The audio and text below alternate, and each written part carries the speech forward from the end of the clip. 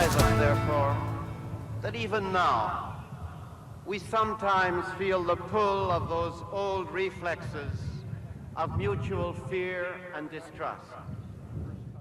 The Canadian Charter of Rights and Freedoms is a Bill of Rights. The Charter is intended to protect certain political and civil rights of people in Canada from the policies and actions of all levels of government. In Section 2, under Fundamental Freedoms, it theoretically applies to everyone in Canada, regardless of whether they are a Canadian citizen or a corporation.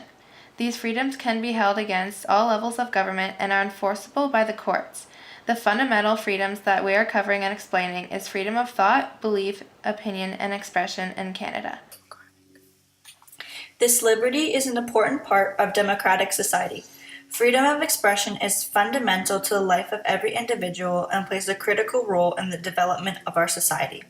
The protection of freedom of expression protects everyone's rights to hold any opinion or belief and express those beliefs through their words, actions, or any other means of expression, so long as the expression is not violent in any form. An assault on another person would not be defendable as an expression deserving protection.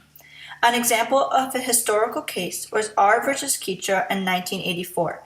He was charged under Section 281 of the Criminal Code, now 319, for promoting hatred against an undefinable group by communicating anti-Semitic statements to his students. During class, he would describe Jews as people of profound evil and that had created the Holocaust to gain sympathy. He also tested his students in exams on his theories and opinion of Jews. My name is James Keekstra. I believe that God and the Bible are the way. I believe that children should be taught according to God and the Bible. In my trial, I was convicted of hate crimes. I had it appealed, and obviously the court was wrong. Among the laws that have restricted freedom of expression are those referred to as anti-hate laws, for their purpose is to restrict the publication of messages intended to incite hatred towards members of particular groups.